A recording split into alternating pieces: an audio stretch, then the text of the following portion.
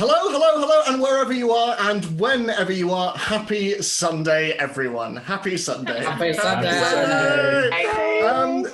Hello, colleagues. Welcome to the office and to another episode of Dungeon Manager. To all of those of you hovering in the Twitch chat, hello. Do feel free to sound off and introduce yourselves. We'd love to get to know you. And speaking of getting to know people, you might have noticed that we have a new face in the office. We're absolutely thrilled to have our first guest of the campaign, SHAMINI BUNDELL. We'll do social media at the end, but hi, how are you? Hey, hi. I'm not a guest, I'm a temp, right? Yeah, no. Office temp, yeah? Temp, that's a great word. We're literally thinking, like, what's a word for guest that's office? So yeah, how are you? It's so lovely to have you actually play, because like for ages we've kind of been like play this cat and mouse game on Twitter, and it's nice to finally have you here. I've sort of come across you on Twitter, and then like when I found out who you were, I was very excited. And then similarly trying to organise this temp gig has also taken a while, but has been I'm really nervous, but I'm very excited. It's going to be awesome. Well, we will plug everything that Shamini's working on at the end of the episode. But in the meantime, as ever, a huge amount of thanks, as ever, to our assistant dungeon managers on Patreon. We have the wonderful Graham Muir, Rory O'Sullivan, and Hannah Congrave. Thank you so much for your continued support. We love you so much. And Hannah and Rory and Graham have been supporting us for some time now, and we owe them a great deal. So if you want to check it out, head over to the Patreon. You can see maps, you can see homebrew stats, you can see monsters and homebrew content. We've got our Sky Heist one-shot over there as well. A whole host of things and more to come besides. And if you want to support us further, you can do so.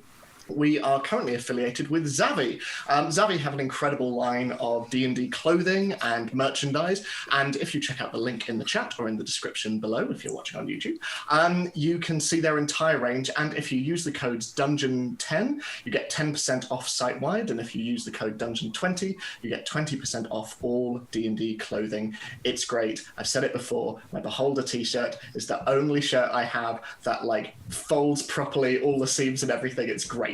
And if you want to follow us on social media, you can do. We're on Twitter at Dungeon Manager, and you can follow us here on Twitch. You can follow us on Facebook, Instagram. We're also on YouTube, where all of our old content is kept and recorded indefinitely till the end of time. And you can also listen to us on iTunes, Spotify, and on Podbean. But without further ado, because I'm really excited to get playing, join us as we step out of the office, away from work, and into the world of Dungeon Manager.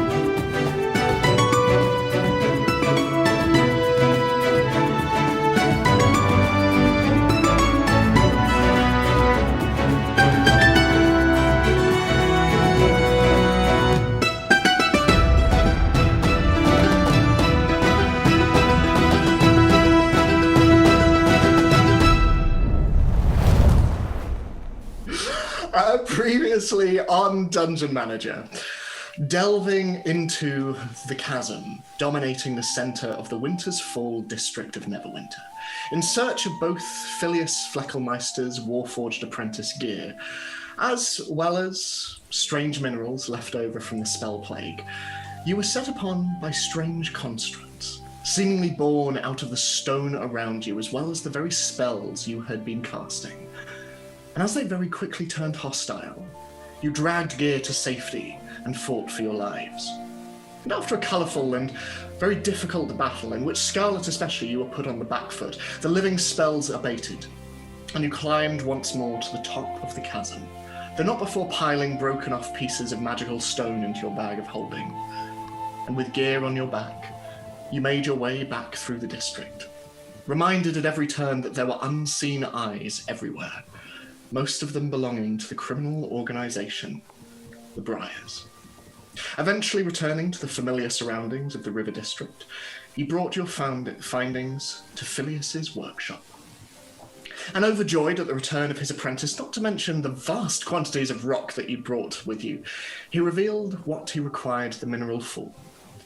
He is constructing a device, one capable of catching spells and storing them until the wielder chooses to release them. To complete the device, he only requires one more item, the heart of a hag. And after agreeing to keep an eye out for such a thing, attention turned to payment, and he agreed to modify any of your items as thanks. Simply return to him with a list, and he would see what he can do. So your business concluded. You headed back out into the streets to consider your next move. But as you walked, you noticed that trailing behind you there was a cloaked and hooded figure. Seeing your attention turn towards them, they ducked into an alley out of sight, and you decided to confront them head on. And as you did so, finding them tucked behind a number of crates and barrels, they stood, and they lowered their hood. Shamini, would you like to describe your appearance and your character's preferred personal pronouns, please? Yes. She uses she or they pronouns, and you see a little gnome with pointy ears and red and black plaits and some funky goggles. I've also got all my cog-themed jewelry on, because I think she would have a lot of cog-themed things. Not to give away what the class is at all. Warlock. Maybe. But yes, she's looking rather alarmed at the large group of people. Just like... This tiny little gnome standing behind the barrels as you stand on either side of the alleyway as she just glances between each of you. It's a gnome. Okay, and why were you following us? Oh, well, gosh, you noticed that, did you? Yes. See, I was being quite sneaky. You weren't really supposed to notice, so it's awkward. Okay, why were you following us in the first place? Well, I just needed to make a sort of proper assessment of you all, just to see whether you're good people. Are you? I'd like to know what you think first. Well, and she looks at the muscly one who just spoke and said, I suspect that you might be a good person. Sort of the kind of person to lend a helping hand if needed. Can I tell if they actually think that we are good people or if it's out of fear? Make an insight check. Great. What's my insight like? Oh, wow. I have good insight. 11. Yeah. Shamini, how much of the truth are you telling? She seems to be directly looking at Terra and sort of saying something quite meaningfully, but you're maybe not quite sure what was being communicated there, but there was a look. Yeah. Seems legit. Okay, and I put away my axe and just sort of offer a hand and just say, well, next time just say hello. Well, yes, sometimes if you ask people if they're good, if they're not good, then they're less likely to sort of give you an honest answer. But then they're more likely to say they are good. And then if they are good, they're also going to say that they're good. So it doesn't really... I find observation to be very important. Unbiased observation. Okay, in that case, my name is Dalafar. And these are my companions. Oh, That's very nice and polite. Hello, I'm Effie. Hello. Hello. Hello, Effie. Dalfar. This gentle giant is Terra. Terra. Hello, Terra. The silent one over there is Ori. Might want to start calling her Oriana first because I'm not quite sure.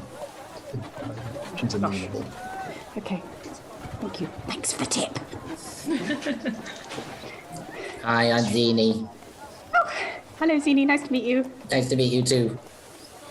And you see at Zini's feet there is a small red creature with a long bushy tail, and it sort of comes forward and just, with its snout pointed in your direction, just... Is this your druid? No, I'm the druid. This is Ruddigan. Oh, they're not a person transformed into... Okay, I thought maybe they're a person. He is a person, but it's just That's what a panda person, yes. not a human person. Grew fur. Like, No, Can never I can do that. can you? Yeah. That's fun. What do you turn into? Spiders. Right! That sounds great! Big spiders. Oh, okay. I like her. At this point, Dalafar's just looking at Zini, sort of open up and just sort of, like a proud dad looking from afar. And saving the best to last, I'm Scarlet, and this is my beloved Juliet. Hello. And yeah, you look down to where Scarlet is gesturing, and you see a creature unlike any you've seen before. It is quite it has to be said, quite rotund, cat, quite large. But you see that on its back there are large octopus-like limbs and 6 legs. And it just walks forward, and you see that glinting in the winter sunlight, it has a sort of faux diamante collar around its neck, and it just walks up and... Ah, nice kitty thing. Oh boy.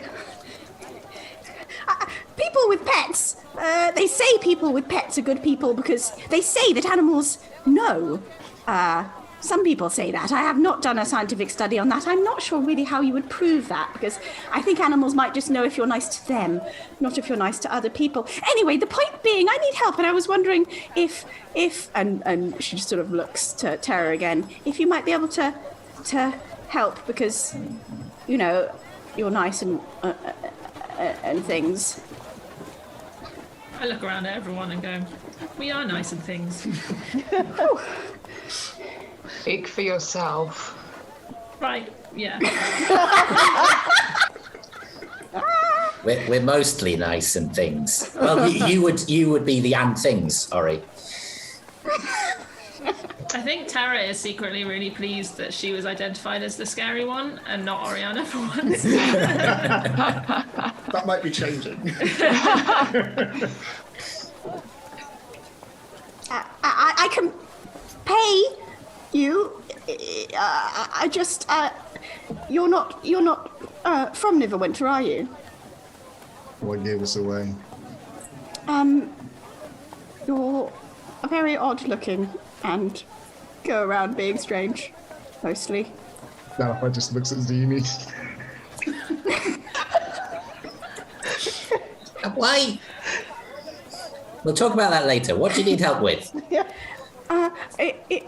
There's a friend of mine who needs rescuing, and I've tried, and I've asked very nicely, and no one who's from here will help, and I can't get them back, and I just really need some help, and I don't even know you, so I'm kind of getting pretty desperate at this point, but I thought that some of you might, and looks at Tara again, be the kind of people who would go around helping people, and you can help me. I'm people. Look at everyone else to kind of gauge the response. I shrug. I just look at the and go, sort of, I don't know how this would come across as a look, but sort of, this is your show, your choice. I'm happy to help. Well, it's not like we have anything more important to be doing. I like the idea that she's like, are you good people? And then we're like, should we help somebody who's potentially more dangerous? Effie, Sorry, go on. Yes. is your friend a dog? No. Okay. You should Well, have said yes. we help dogs just on principle. So Oh, they're very nice. They're lovely. They have sort of brown eyes and they're very clever. And I think they're in trouble and they need rescuing. Where are they? I can take you there, but I know where they are. It's just the sort of getting in that's the problem. I've done a lot of research and I've asked several times, politely but firmly, but it didn't work.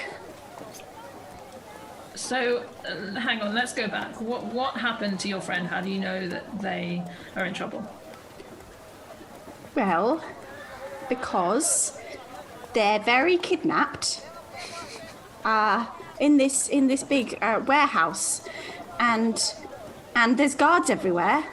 And I said, "Hello, excuse me, I'm here to see Eric," and they wouldn't let me in, and they won't let him out, and I want to take them home. So, why would they be interested in your friend? Well, he's very smart. Why wouldn't you be interested in him? He's lovely.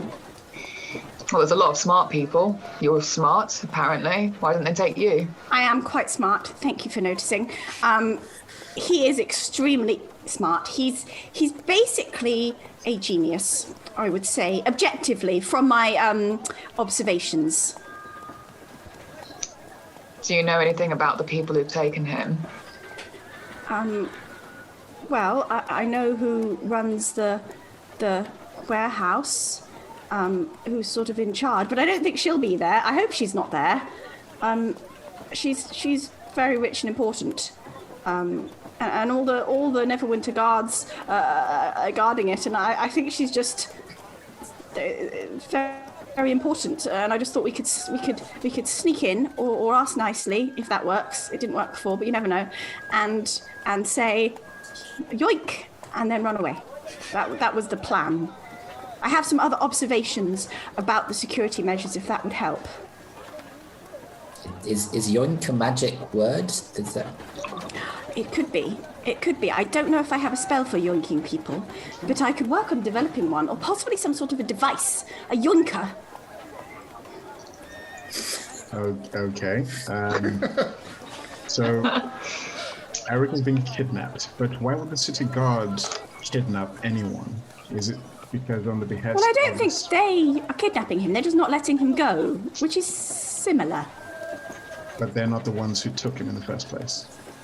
No, he went for a job, but then didn't come back. And the job was only supposed to be a very short amount of time. And then I came looking for him, and then I think they've got him, you know. And you know, if you had him, you would also probably not want to let him go because he is rather wonderful. What was the job? That's a good question. I don't know precisely. I mean, he is a genius, so he works on various things, building things, sort of contraptions. I don't know specifically what it was. I can show you the warehouse, and then you'll see. Please. Right. I mean, I want to help. So, are the rest of you coming or not?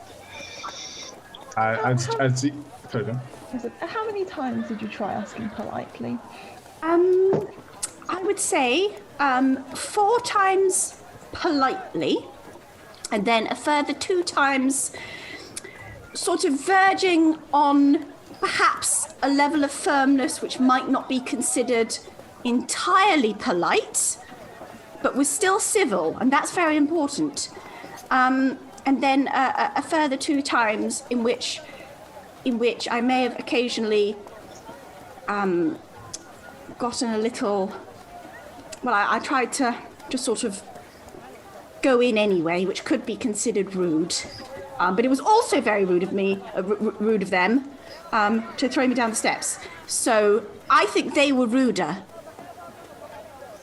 I would agree with that. I can't abide rudeness, and in Well, a civilized city such as Neverwinter, that should not stand. I think we should help this lovely lady. It's this way. Juliet gives a little affirming. So Effie points in the direction. Effie, you would know that it is around a 5-minute horse ride away north of the city. So That's not helpful because we don't have horses. I mean, you do have your mounts, though. On us. Right now. You're not on them, but you are in the same district as your Okay. the tavern that you were staying at. Do you know where the air docks are? I'll take you there. It's by there. Okay, best we get our mounts first then, if it's going to be away. It's a little way. We also might need a quick getaway. 2. Yeah. Yes. I mean, we're not exactly at full strength right now, as I point to the dent in the armor that I'm wearing. Well, you aren't. Yeah, I'm fine. Oh, we're all fine. Are you I'm ill? actually more hit points than I started with. If you're hurt, I could try to help. Let's do all this on the move. All right. All right. Phew, I'm so glad you turned out to be nice. Okay, well, let's go back to our inn to pick up our mounts, and then we can head to wherever we need to go. So, heading in the direction of the Fallen Tower Tavern, which is a tavern, Effie, that you are familiar with. It is something of a watering hole in this specific district. And as you walk through the snow-covered streets with the decorations between various copper lanterns that stand up throughout the cobbled streets, you eventually come to the very round, broken tower that forms this tavern, and outside it, a number of different mounts hitched outside. And at first, your eye is drawn towards the horses that stand to one side, and then you see this is not what this current group of very nice individuals you have met are moving towards. You watch Zini as she walks towards a very large. You've never seen anything like this before, but it looks like a large grey-plated unicorn with sort of two quite pronounced horns coming out of a very, very thickly set body. But next to this, you see something else entirely.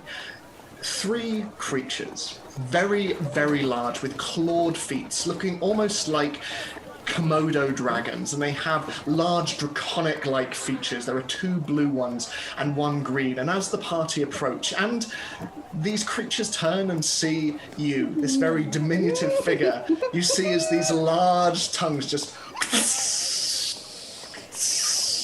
as the group just walk up to all of them fairly nonchalantly. Just a out of like grabbing distance, but then again double. Just Do I notice that whilst we're going to the mounts? I mean, I don't imagine Effie as being particularly. very casually stopped. It's very with a smile to say, "Don't worry, they're very well trained." Can you demonstrate this? So I hold out a piece of meat and gesture for them to all just stand bolt upright. I'm gonna say make an animal handling check, Billy, because This is if what all this his goes hard work's wrong, been for. It's been days. Animal handling. This is an 11. Okay, so you notice that the 2 blue ones sort of stay fairly fixed to where they are, but the green one, its long neck stretching up in the air, is still very much looking at Effie and is just. I mean, is this even after all that training I've gone through and done for them? Hey, they're bloodthirsty creatures that you decided to train. Do I notice the unfortunateness of this. I think you would, yes. Okay, could I cast Speak with Animals, please? Yeah, sure. And I just immediately say to them, no! No! She is friend, not food. Not a snake. No. Bad. And with that, the green one just has its haunches down on the ground and just... Okay, that's better. And then I throw them all a bit of meat. And they just descend upon it in this frenzy of scaled tails just flying in the air, and hay and dirt are flung up into the air, and the large horned creature just stands to one side and nonchalantly chews on the grass. And you get the impression that whatever this creature is has become very, very used to its stable companions. And the other horses are all on the other side of the stable, just all like, just off to one side. But eventually, the chewing and the gnashing of teeth abates, and the creatures just turn round and... It's okay, they know you're not food now.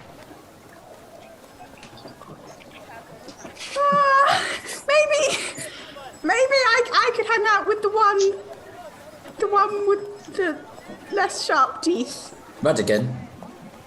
The big one. Yeah, that's Rudigan. My bread panda and my rhinoceros are both called Rudigan. Right. I'll just stay on one side. I'll be away from the teeth. You know, that would be good for me. If that's all right. So, what are you all doing?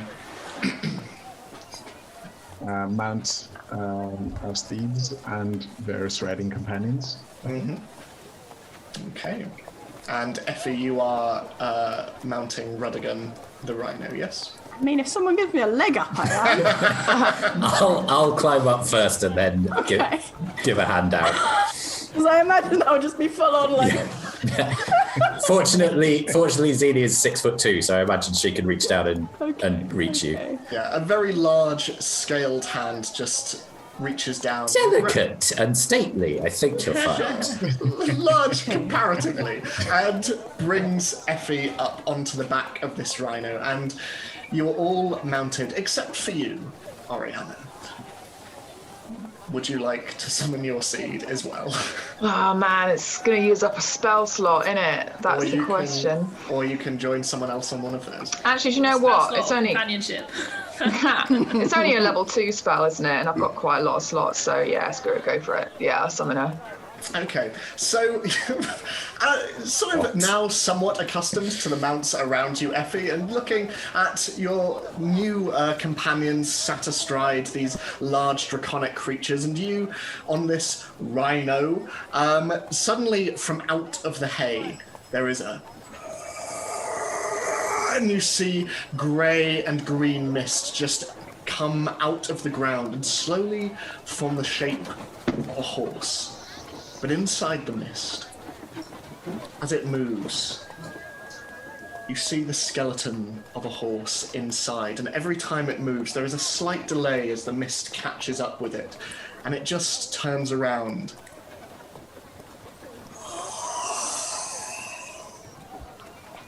I think I'm beginning to understand why she's the less nice one. Yeah, it never stops being creepy. So, you set off north. So, Effie pointing the way out, you ride through the river district, riding to the north of the city until eventually you come to the North Gate. And riding out, met by the salt air and the snow that surrounds the landscape, you travel along the main road. The Sea of Sword to your left and the towering cliffs of the Sword Coast to your left. And as you continue riding, in the distance, you start to see shapes pinpricking on the horizon, towering shapes that come into clear view ahead of you. And as you ride on, you begin to see the air docks of Neverwinter more clearly than ever. And you continue riding for around 5 minutes until eventually, stretching out in front of you, there stands a vast field of wooden towers punctuating the landscape. All around their bases, you see a flurry of movement and activity, with warehouses and stores and smithies and the like, with people, horses and carts moving between them all. Workers emerge from the bottom of these towers, transporting vast quantities of merchandise and crates and barrels, and as you look closely, you see running down the center of these towers, between flights of stairs, there are mighty winch-controlled lifts leading up to the tower's peaks. And as your eyes follow these towers from the base to the sky, you see a sight that is alien to all of you, with the exception of yourself, Effie, and Scarlet. For floating in midair, as you continue riding forward and their shadow is cast over you, you see, moored to the end of giant wooden jetties jutting out from these wooden towers, a menagerie of airships. Great wooden ships attached to gigantic air balloons, smaller dirigibles made of metal, and more besides. So numerous and cramped are they that they almost block out the winter sun above. And as you get closer, the air is filled with cacophonous noise, the sound of anvils and shouting and creaking wheels and the rush of hot air from above as the furnaces of these mighty sky vehicles are fueled. It is unlike anything you have ever seen, and it is very, very busy. Can I lead them in into a specific place? You can, absolutely. Specific warehouse. Okay, so you ride through, and as you do so, you find yourself looking at the very eclectic crowds that are around you. There are workers, there are traders, there are what look to be nobles and tourists. You can see that the people on the ground are almost as varied as the vehicles above. There seem to be cruising pleasure vehicles. There are more robust transport vehicles, and all of them are intricately designed and immaculately maintained. You see uniformed individuals who walk around. You also see members of the Neverwinter Guard, heavily armored and with large blue cloaks, each of them displaying the 3 white snowflakes of Neverwinter on their back, as they patrol through, conversing with a number of the traders and a number of the individuals who make their way through. And it has to be said that you do draw some attention with your mounts. There are a lot of exotic, strange sights here, but few are as exotic as the 3 draconic mounts and the ghostly skeleton horse that move through the mist. But eventually, Effie, coming into view, you see it once more. A giant warehouse. A giant structure made of wood and stone. It looks more like a fortress than a place of industry. Close to 4 stories in height, its walls are sheer surfaces, interrupted only at its top level by large bay windows that stretch around the width of the building. And through these, Zini, you see silhouetted figures patrolling its interior. And outside the large double doors out front stand 2 Neverwinter guards. Can I, on the way here, can I have turned to Dalafar? I know we're on mounts, but is it possible to whisper? Yeah, I'd say so. And to be honest, whatever you are talking about is drowned out by the voices and the noises all around you. So I just say, do we have a plan for if this is a trap?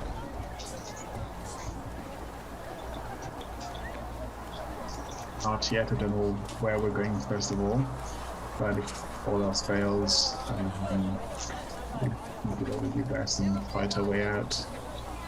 Cool. I just don't have good experiences of warehouses. Ed, correct me if I'm wrong, but I think because Dalafar's been on ships before and sort of ferrying stuff and being on, serving on ships and moving around, he would have come across warehouses where things need to be unloaded and stored. Yes, yeah, obviously you're more familiar with warehouses on docks, but looking around at all of these, and especially seeing that these airships above are very similar in design to those that you have sailed on the sea, albeit for the fact that they are all kept in the air by giant balloons, the principle seems to be very much the same. And you see that a lot of the warehouses around are having cargo and crates being ferried into them. Okay. Did you say the warehouses were wooden? Did you say? Sorry. Most of them are. The one that Effie has directed you all towards as your mounts come to a halt is stone and wood. It seems more fortified than the others around it. I've observed it very carefully. Can we stay like far back enough that we're not near or obviously, and I will speak. It's probably not that quietly. It's a load of people. I have observed this location extremely carefully. I have identified entrances, exits, patterns of movement, all sorts of things that could be useful. The only thing I've tried is the asking. That didn't go well. How many entrances and exits?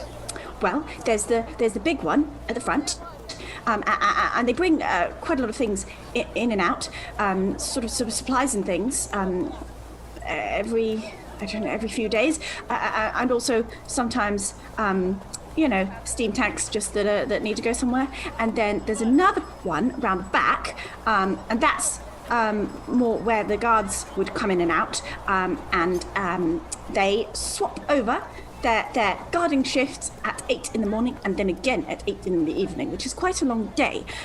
So I do hope that they stay well hydrated and provisioned while they're working. And well, there's lots of guards everywhere, and and they all have uniforms, and I thought maybe I could hide in a laundry basket and then leap out, or pretend to be a washerwoman or something when they have to get their washing done, but I didn't try that. But it's an option. How many guards are there? Is it always just 2 out the front? It's always 2 out front, but you have no idea how many are inside. My observations are somewhat lacking in that department. Okay. So who's this person who you mentioned who owns the building? Oh, well, Lady Stormlock.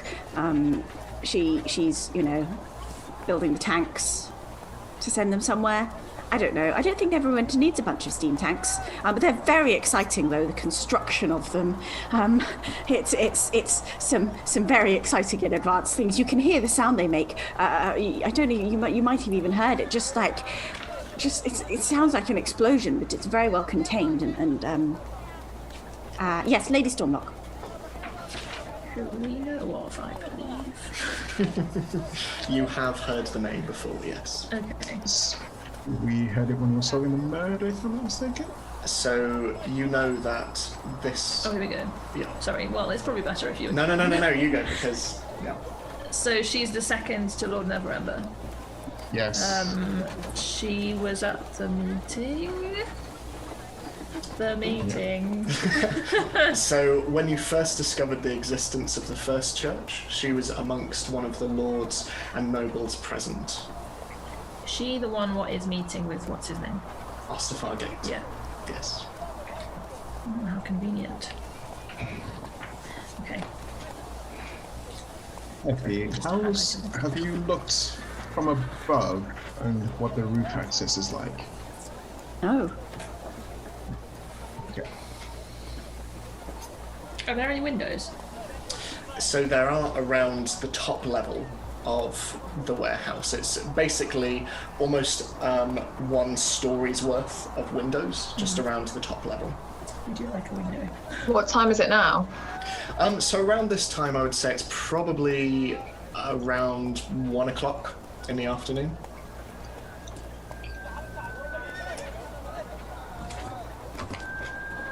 I open my pack and I take out 6 things that look like cereal bars, fantasy cereal bars. And I've had wrapped? Yeah, they've got their own wrapper. It's all very, it's like paper though, because it's got like Scarlet snacks cereals on them. Yeah, there's like a cartoon version of Scarlet, and there's like a Juliet with like big eyes, like anime style. fantasy anime. Yeah. And then I sort of pass it around and go.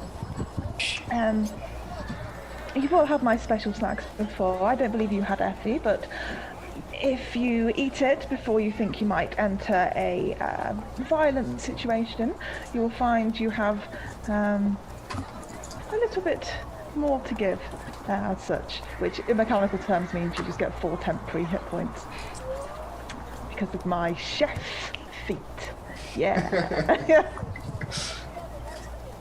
So, you all look quite tough and you have scary dragons. We could try being polite but firm again, and then if they say no, we could just go in anyway.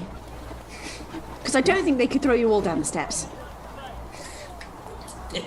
The slight issue with that is that I feel like, given that they're Neverwinter guards, and we kind of need to be in Neverwinter for a little bit longer, it might not be the best idea to annoy them.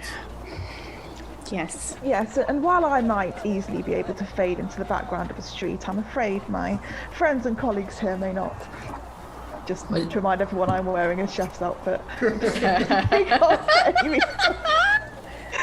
Pterodai are extremely stealthy. I don't know what you mean. No, you're not. Yes, I am. You make noise when you breathe. Isn't everybody? I mean, you make a clanking noise when you breathe. Oh, I thought Should you get were that checked out. Dalafar is a canonical mouth breather. It's silent, as in he sleeps with his mouth open but doesn't go. It's actually quite quiet. Perhaps it's worth either Terra or Zini going in and checking it out before we proceed. I've been working on a method to make people less visible, which could be helpful. So do we think right in the middle of the day is a good idea to try and get in there? Yes, when you put it like that. Yes. Do you know if Eric would be staying here overnight? Yes, they don't let him out at all. Ever. So he probably works during the day and sleeps at night. Or the Well, opposite. I mean, knowing him, he probably works during the day and works during the night. He does like working. But he might not like working for Lady Stormlock. He might be really sad. You know, we have to rescue him. Just a possibility, Effie. What if he doesn't want to be rescued? Well, I don't think he necessarily would know what he would want. You know, I think maybe he might say he doesn't, but actually he does. Okay, that makes perfect sense. I understand that. Do you think we should try and get a message through to him first? I can't do anything like that. I can. Do you need to know him well? No, I was just thinking that I could become a spider and sneak in there and then just drop off a message. See if he's all right. Yeah. Just remember, though, if he says that, if he says anything like, well, you know, that he doesn't want to come, or that he doesn't want to, you know, see me or anything, that's not true. What? Why would he say that? Well, because someone's probably making him say it. You should tell him to blink twice if he wants to get out.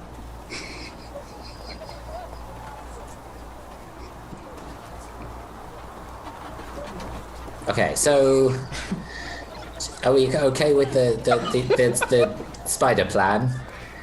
Because that it doesn't matter if it's daylight if I'm going over there as a spider. They won't. Yeah. Is there anything, if he does want to get out, maybe we should give him some kind of plan for when we come in later, if we come in later? Yeah, that's a good point. Like somewhere to hide or somewhere to meet us, or...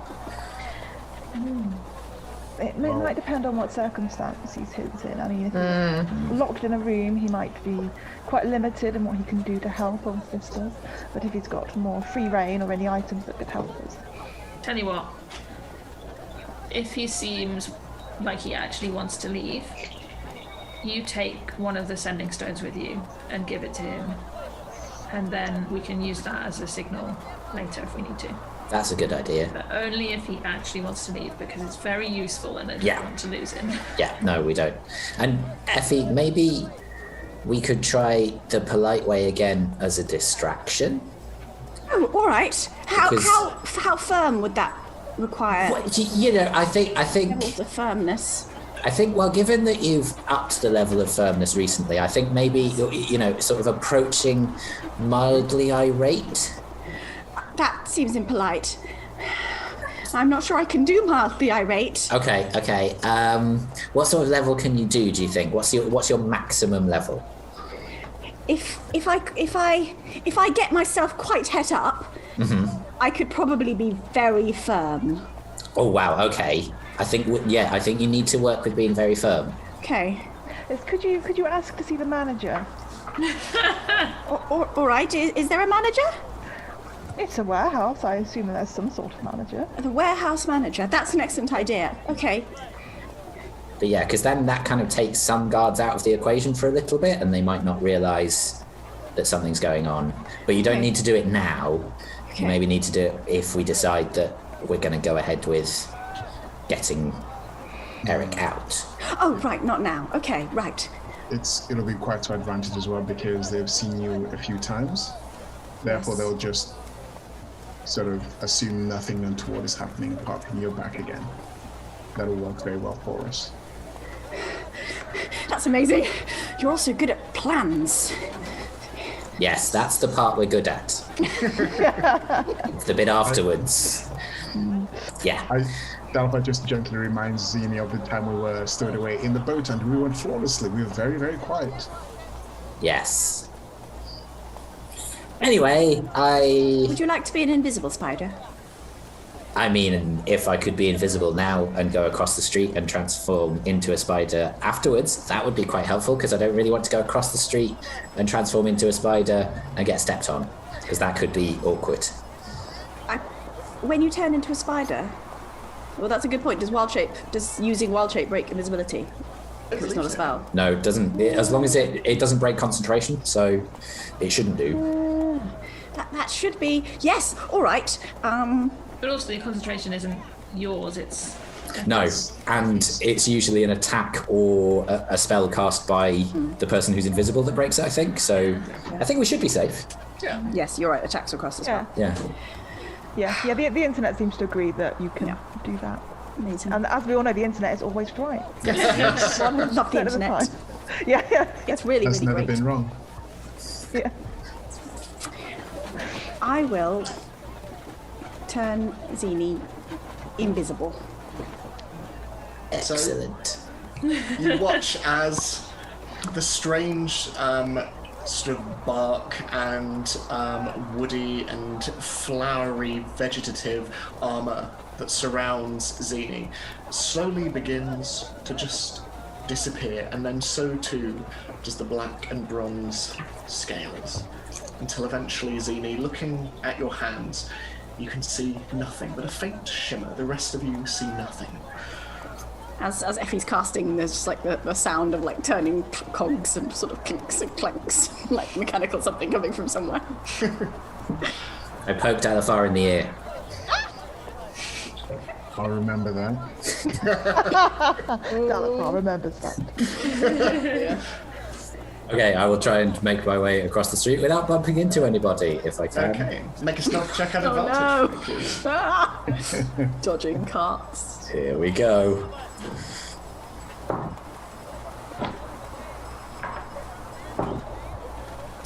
That is 16. So it's a little tough going. It has to be said these are fast-moving crowds, and it's thick and densely packed. The actual aisles between the various towers, which are evenly spread out, are thoroughfares, and you have to just kind of okay, and eventually you find yourself on the other side of this sea of people and the comparatively quiet surroundings of the various warehouses. But as you listen, you do hear that from within the warehouse that Effie pointed out, there is the sound of anvils, the sound of metal, and the sound of fire from within. Sound of fire. Oh dear. Okay, I will use one of my wild shapes to transform into a mid-sized spider, as in not like about that big, maybe. Yeah. Huge. Well, I can be a giant spider, but I think that would give me away, even being invisible. But it's just enough that if I do get stepped on, that it's maybe robust enough that I'll survive, or, you know. Is it really, though? Probably not. So, you watch as roots start to sprout out of the ground, and you're very quick to grab a hold of them as you notice that they are dislodging the ground around you, and so you just quickly hold on to them, turning them invisible. Quietly, stop it, oh god! And they just wrap around you and drag you down to the ground as they just wrap around you until they form this perfect cocoon on the ground, which springs open. That's so cool! And you just slowly begin to crawl. Where are you crawling to? I will crawl up the side of the building if I can. Okay. Also, the spider is still invisible, so the cocoon just opens on nothing. You just climb up the side, moving up and up and up, quickly up the side, until eventually you find yourself on the dusty, transparent surface of the glass.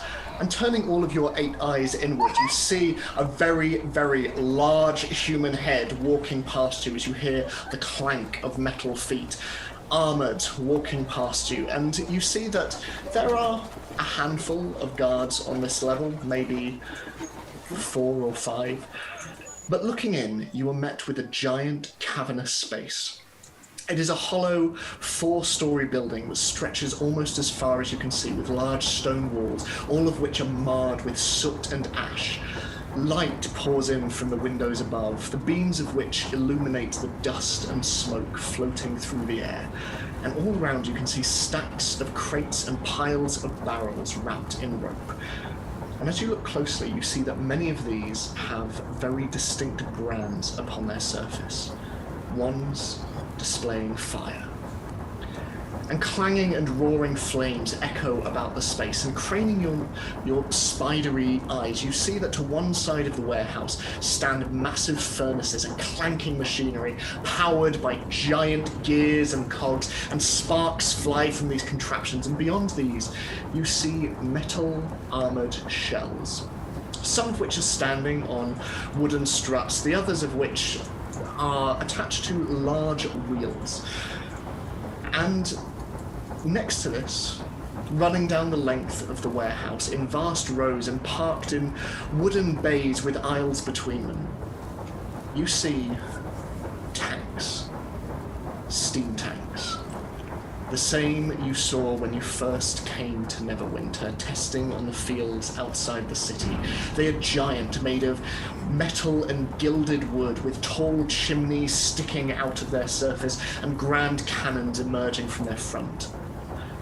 And as you look, you see that within this warehouse, there were easily 100, if not more. And above these you see a wooden balcony stretching around the room, with gantries stretching across the width of the building, and on these blue-cloaked Neverwinter guards patrolling, swords sheathed and crossbows holstered on their backs. What are you doing? Is there a way in? Make a perception check.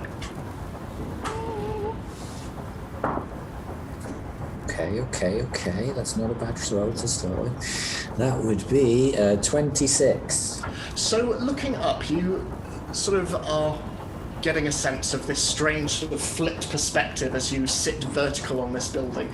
And you see that just in the corner of one of the window frames, a little further along, there is a small gap in the frame, as though it hasn't quite been filled in properly on account of weather, wearing and damage. But you could almost definitely fit through. Okay, I shall make my way over there. You do so. And climbing through this gap in the window, you feel the distinct heat on the inside of the building. And you find yourself on this large wooden gantry that surrounds the top level, looking down on this field of steam tanks below. Okay, do I see anybody who looks like they might be there against their will? Okay, make a perception check. Oh, investigation check if you'd rather. Oh, I would rather a perception check. This is what I realised. I just didn't describe him at all. I know. I just realised that as well. Do I see anybody who looks like they might be called Eric? Brown-eyed genius. Clever, yeah. That is a 15. 15. So you climb closer to the edge of the gantry and you look down. And you see that for quite a large building, considering how large it is, the amount of people in here are quite sparsely spread out. And it looks like in any given area there are no more than around 5, maybe 6 at most. But as you look down on the ground, you see that in addition to this walkway that goes around the top level of the warehouse, further down, just above the floor, there is a small set of wooden stairs that leads up to another wooden walkway. And on this, you see a small wooden office. There is a floor-to-ceiling window inside of it, and from this you can see flickering orangey candlelight, and outside this office stood, either side of the door, there are 2 guards. Looking around, you see that there are workers and people in aprons and overalls who are soot-covered and are working away at the furnaces and smashing away at various sections of metalwork. But looking back at the office, if there is anyone anywhere, it is probably in there. Okay, I shall make my way over there on the ceiling, and then I would like to drop down and just sneak in through a gap in the door if there is one. So you drop down, and climbing onto the office and down, you see a small flicker of candlelight through the gap in the top of the door, and you just underneath. And as you do so, you see a small room. Very small, in fact. A large set of wooden shelves lines the wall, crammed with scrolls and metal springs and other mechanical odds and ends. And next to this, behind a tall desk, you see a fairly diminutive figure. A pale-faced gnome with ash-coloured cheeks and big goggles on his head, and a mess of hair sits upon his head, and he wears an apron, alongside with some rather oversized gloves. And he sits at his desk, sort of fairly nervously, writing down some notes and occasionally bringing out a wrench that he sort of starts to work away at a small item. But standing next to him, you see another figure, almost perfectly still, and for a moment you swear that it could be a statue, save for the gears that occasionally whir underneath its surface. It is a tall and svelte, skeletal golden figure made of metal, wearing a large red feathered hat and tabard, and a long rapier hangs to its side, and its face is moulded to look like that of a bearded, mustachioed man. And it just stands there, unmoving, next to who you can only assume is Eric. Does the statuesque figure seem aware? Make an insight check.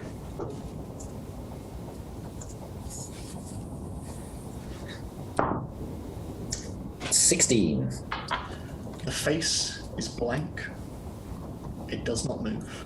And as you start to make your way in, it doesn't appear to do anything.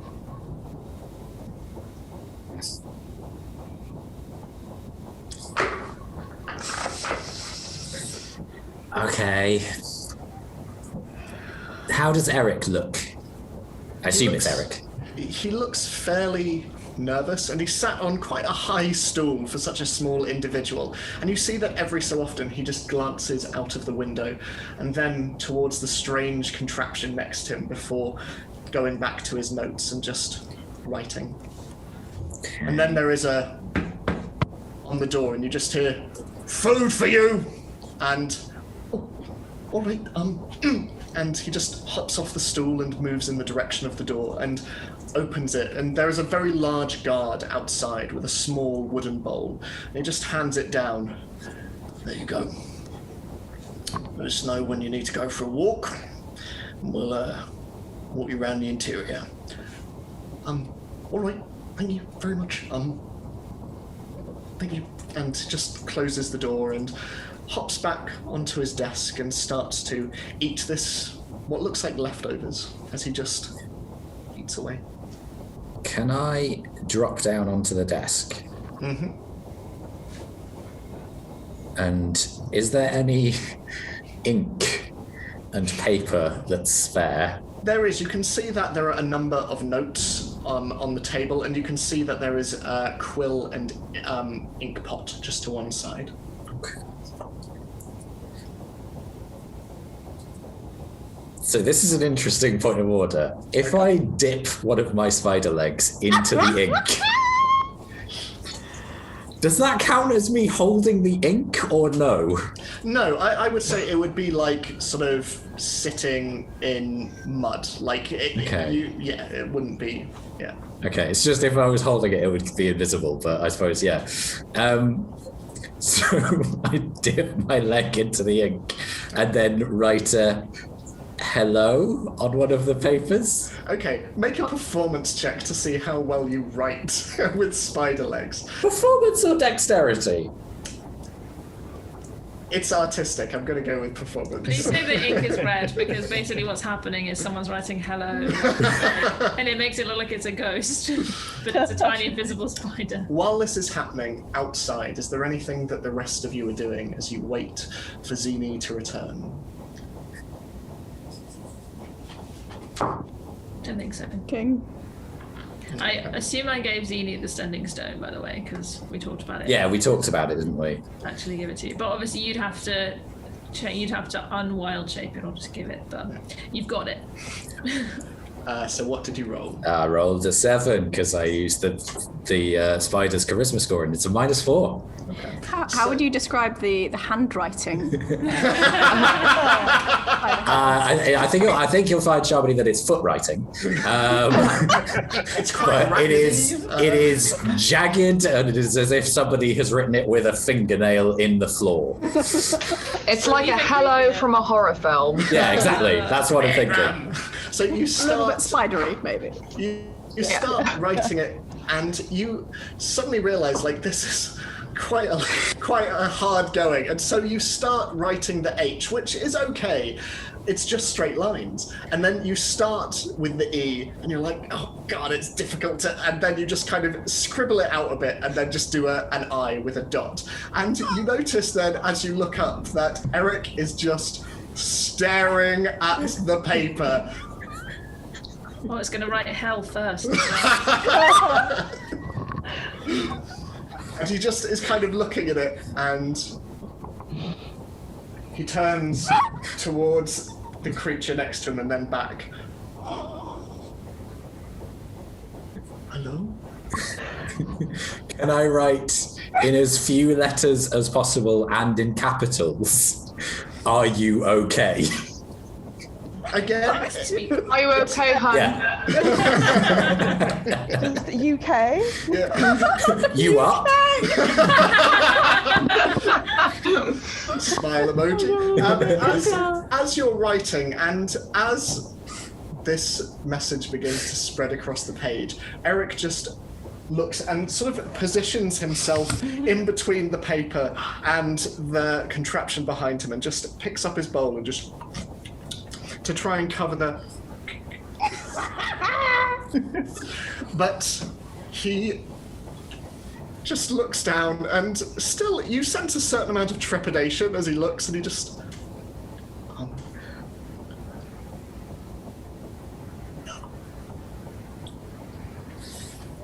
Okay. So...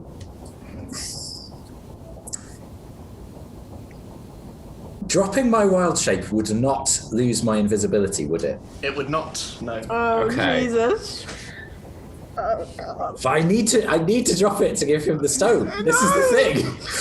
Require another stealth check, though. So Noise. what I will do is I will say, I'll continue writing and say, Effie is here. That's me. But is it like you've just put FE? Yeah. Iron? Yeah. Iron is here? An alchemist, definitely. Yeah. As you finish the name, before you've even got to the other word, you just see his face just immediately. This look of relief just moves over his face and just nods at whatever is writing to continue. Okay. I'm not sure what to write now because spelling out transform I am is. a spider. I am spider. Man. No, I think my proper title is Spider Dragon. I think it's fun. Invisispider. Oh God. Yeah, this is going to take a while. I have message stone. Okay. Jeez, you're saying the whole thing. It's going to take ages. The whole thing's going to be written out for someone to find as well. Oh, no. So you write it out, and he just nods and moves the blueprints he's working on just across the paper you've been writing on, and just looks once more towards the contraption next to him. Okay, and then rather than transforming on the table, I will jump off into a corner Okay. and then revert to full ZD. I'll say make a stealth check at advantage, but a stealth check. Please let it be an IKEA table that just not well put together. As soon as you transform, it just breaks. Natural 20. I never know, Michael, when you make that face. Yeah. 24. You once again feel, as you have done before, the legs slowly stretch out, becoming your talons as you just stretch out, and you feel the fur of the spider just slowly give way as scales just begin to flake back on top again, and you feel yourself standing to your quite considerable full height. But even at this, as you turn around, you see that this strange immovable figure in the corner is a little bit taller than you, but it does not seem to move.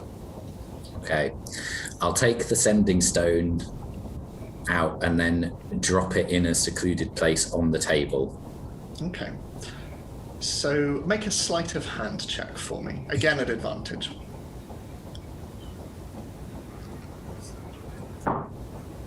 Okay. Dirty 20. Dirty 20. So you slip it across, and very quickly you just watch Eric's hand just come out, and as soon as it becomes visible on the table, just dart out and grab it and pockets it. And So when he's been whispering in reply to me, does the metal creature, has that reacted at all? it doesn't look like it has, no. Okay, can I go very close to his ear? Okay.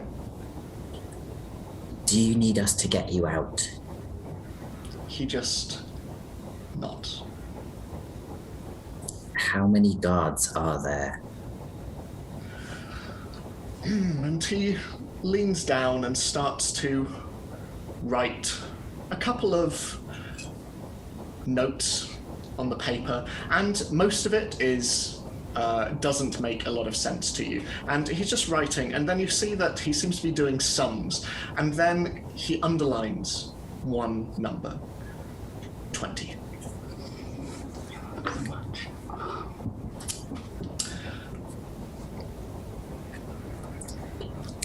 Is the best time to try and get you out the shift change? He underlines the letter Y. Should we try and sneak you out?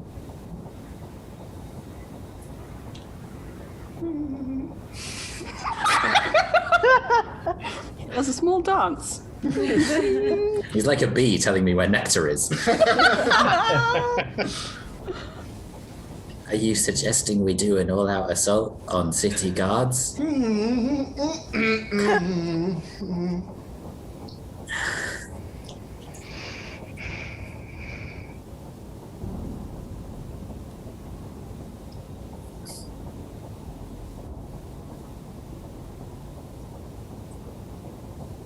What would you suggest the best way to sneak you out is?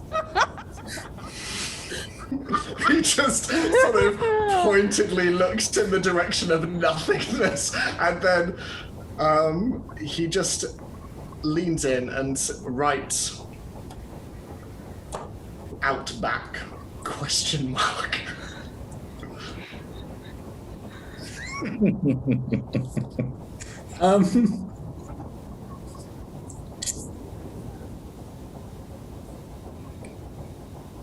This is interesting. Can I say to him, ask to go for a walk?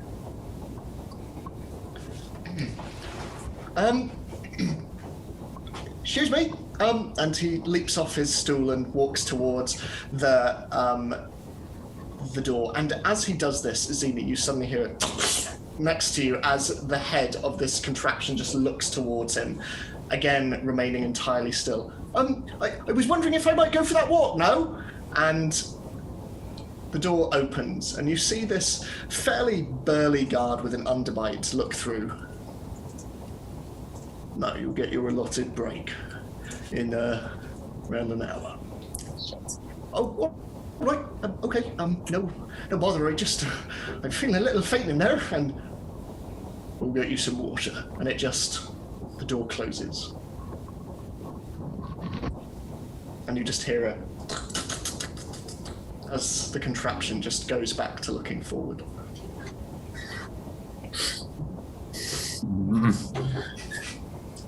How, given my knowledge of Terra's invisibility spells, how long do I have left on the invisibility? I reckon it's probably been around 15 minutes. Spiders are fairly quick, so you have around 45 minutes left. Okay. Take them all out individually like Batman. Yeah, but if I attack them, I lose it. Okay. Just grab them all. I have a little bit of a wild idea. No? Invisibility states that anything the target is wearing or carrying is also invisible. Yes. Can I carry the gnome? I don't know if it extends to creatures. I think It says it's just objects. anything. It does not state any object. It says anything. Should we Google it? Yeah, Is it on the I target's person? would say that. Yeah, because I think creatures and things are different definitions in the book. I think. Okay. But it's a good idea. But I would say, yeah, probably not. Otherwise, otherwise you could just create a chain of people, all of whom are. Well, no, you'd have to. You do have to carry it. Yeah, true. I guess. So you couldn't do like like in Aladdin where there's loads of people on top of the elephants. You couldn't do that. But yeah, I would probably rule no, because otherwise that's yeah. Okay. But it's a good idea, and I do like it. So, what are you doing? Okay, I'll just say to him, message us when you think it would be a good time to try and get you out. We'll try and come up with a plan. You can only send one message and we can only send one back. He just nods and goes back to his desk, hopping on top of the stool. Okay, and then I'll wild shape back into a spider and make my way out. Okay. So, the rest of you have been waiting for, by this stage, around 20-25 minutes, until, Zini, you come back and you see your friends all stood together in a clump, in amongst all of the hustle and bustle of the crowd around you. Okay, and then can I drop wild shape again and poke Dalifar in the ear again? You just feel an invisible thunk in your ear, Dalifar, and Zini's back. You should stop doing that. He just says that to the air. You will hear as Dalifar just whispers almost to himself into nothingness. I'm sorry. I didn't mean to. Whatever it was. No, it's not you. Zini's back. Really? Where? Oh, invisible. Right, yes. CD. I just tap Effie on the head. Might be dangerous groping there. Maybe I should be careful about groping. I imagine you'd probably just touch Zini's knees. Yeah. That's safe. I mean, for some people, they're an erogenous zone.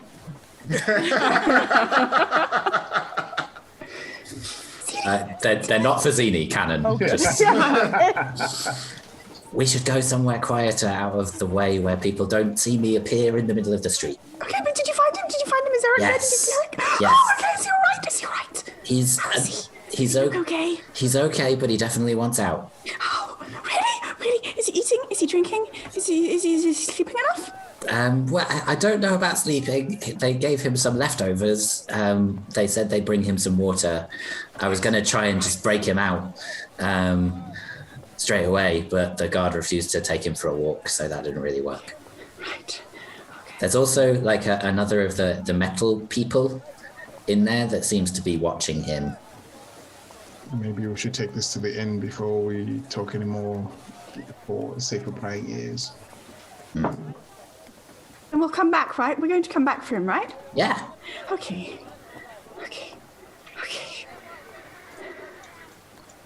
Let's go. So, heading back through the airships on your mounts, you ride back south towards Neverwinter, re-entering the city limits and riding once more back to the stables outside the fallen tower. And heading inside the circular interior with the bar in the middle and the fire pit in the centre of this, and Turnip, the barkeep, behind, looking up at each of you and waving. It is fairly crowded as it's sort of around mid-afternoon and people are beginning to finish their work days. But I assume you find your usual table and sit down to discuss. We don't have very long. We have to do it as soon as possible because did you see the tanks? Did they look finished? Did they look finished? There were a lot that all looked very, very identical, and what few chassis that you saw were maybe a handful at most. They looked pretty finished. I managed to find out that they're sending them all to Comstat just probably in the next few days, and if that happens, then he won't be there anymore, and he'll be going back to Black Lake, and then we'll never be able to get him. What do we do? Well, he said that the shift change would be quite a good time to try something, just because. Okay. But that might mean there are more guards around, so I don't know. He said there are about 20 guards usually. Did he mention? Did he say anything about me? Did he mention me? He was very relieved when I wrote your name with my spidery leg. Really? Did he look happy? Did he look angry? Did he look bored? No, he didn't look angry or bored. He looked very relieved. Like he might want to see me. Yeah. Okay. Gosh. Okay. Well, that's good. That means he's not, being, coerced or anything. Probably, hopefully, not here anyway. If he goes back to Black Lake, then maybe, and then it will be too late. Black Lake.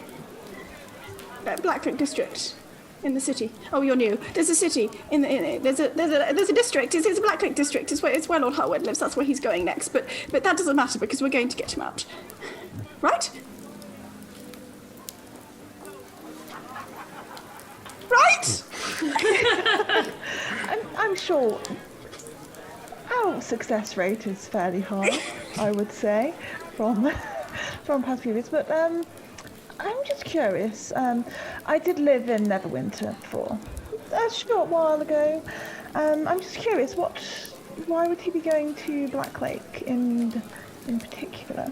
Well, that's where Lord Harwood lives, and then he's going to go back and go back to his house. That's where he was before. That's where the job was. But then now he's here because he was sort of on loan to Lady Stormlock, which is much better because well, I mean, I know there's lots of guards here, but at least he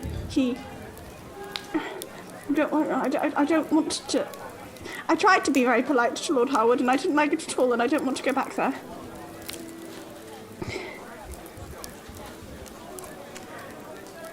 Okay. Well, what did you see inside, Zini? What did the place look like? Lots of those steam tank things. Eric's being kept in an office that's got 2 guards by it. Nice office? Is it a comfortable office? Is there a sort of comfy chair? Not really. He was on a high stool. A stool? Okay, well, he doesn't mind stools. I always thought a chair would be better for his back. But... Lots of people, but they all look fairly soot-stained and hard-worked. And what's wrong with that? Nothing.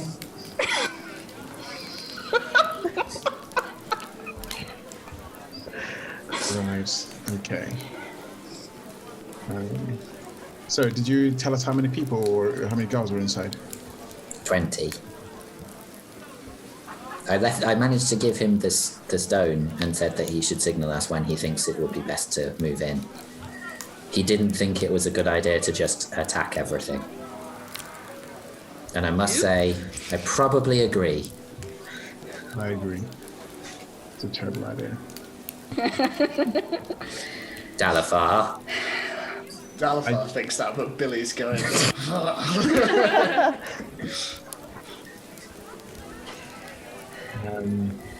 Okay. Were there any windows in the room that Eric was in? Ed, were there any windows in the room that Eric was in? There was, yeah, a floor-to-ceiling window that looked out onto the array of steam tanks. Oh, okay, so it was an interior window. Yes, yeah.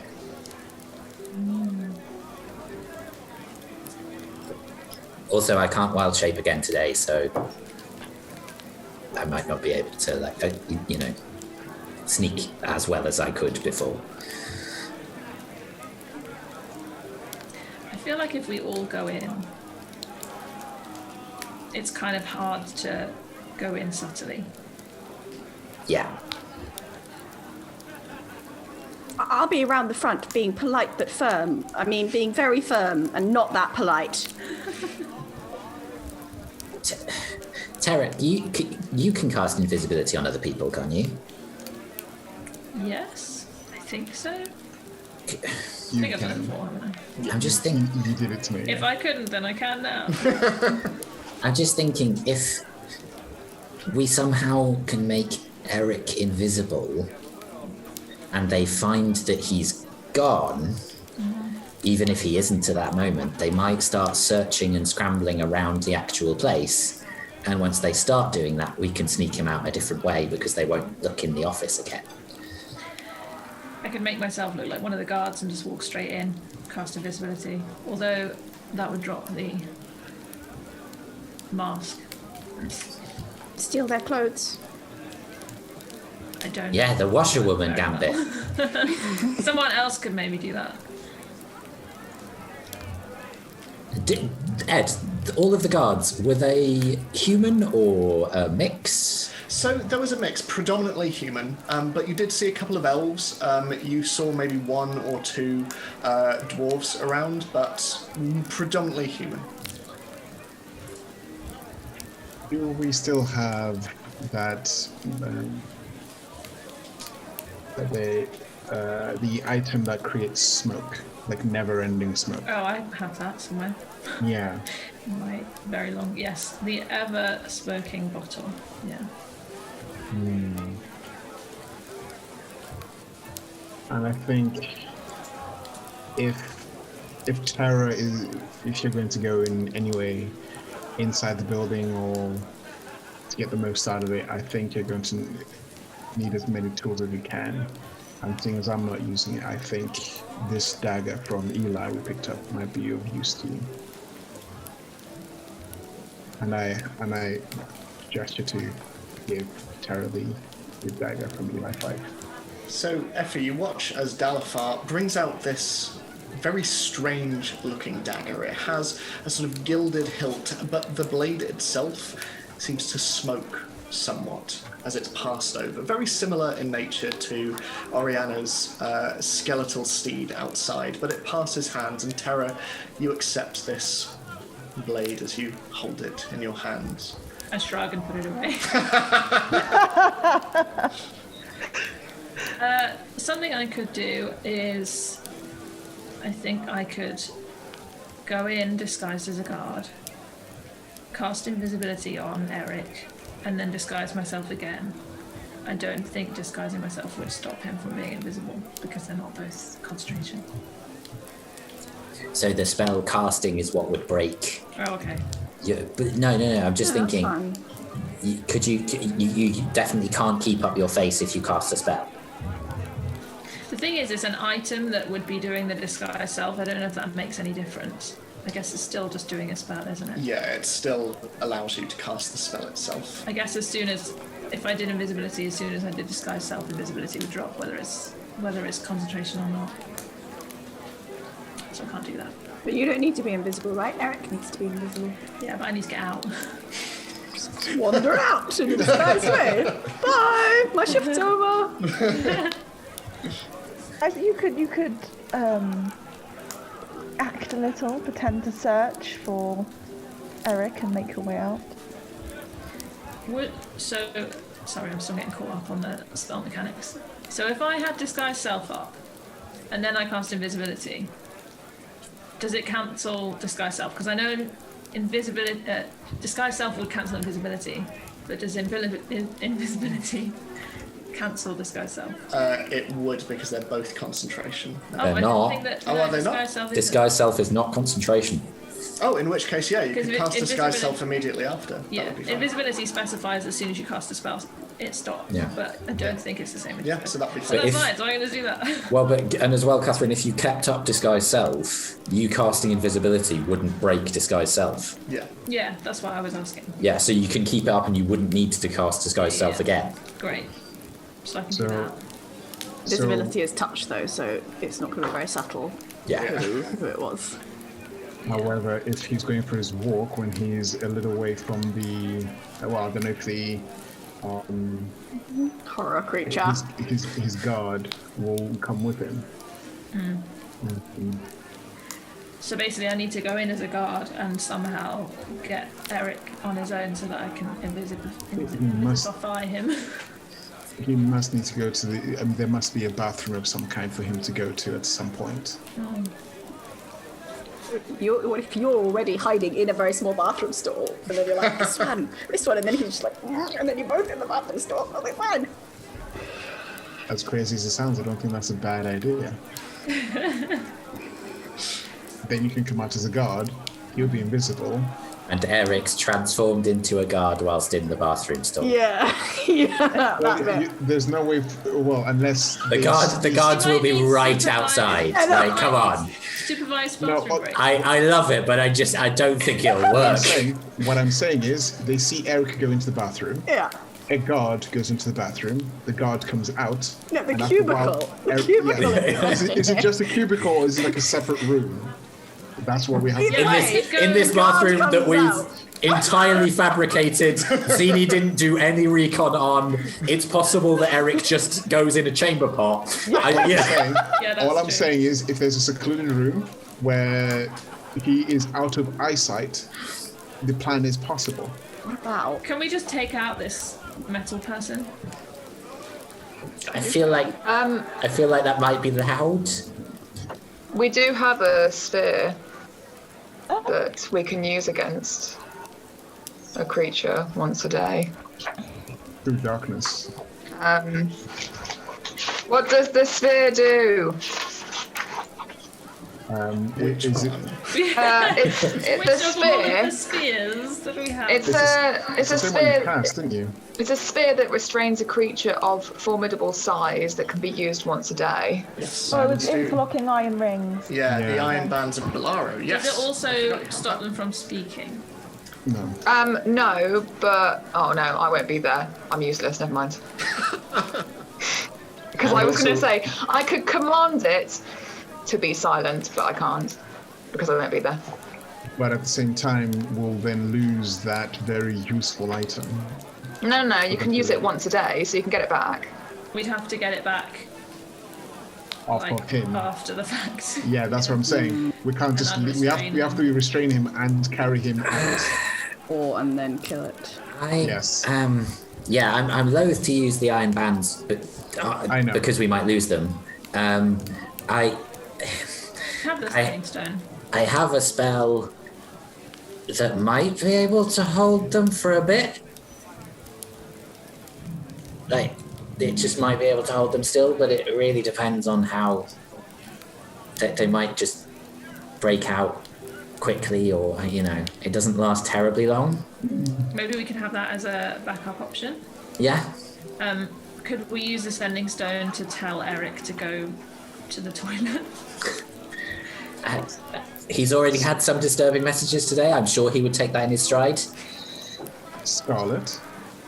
The other thing that I don't know if it's any more useful than a toilet, but inside of a steam tank would be a small enclosed space. Well, if you Can't wanted hear you, to... Catherine. Whisper, we could drive away. Inconspicuously.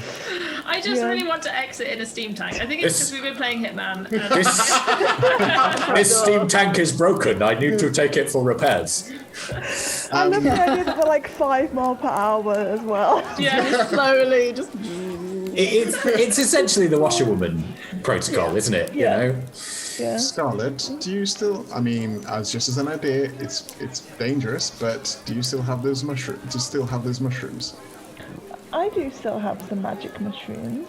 The but guards I must eat at some point. I must caution you that their effects can be variable, and some of them might be advantageous for the guards. It depends whether you believe fate is on our side. I'm thinking more just cause as much chaos. Only the chaos get him out. Oh, if we want chaos, we can bring chaos. But we also need to make sure that we can stay in this city for a bit longer. Yeah. Yes, I feel if we wish to cause chaos, the smoke might be a better option. Yeah. Well, I was initially thinking because Terra can become invisible, or if he can make someone else invisible, they can go into the warehouse and spike the food for the mushroom. Therefore, the gods will need to eat, but obviously telling Eric not to touch the food.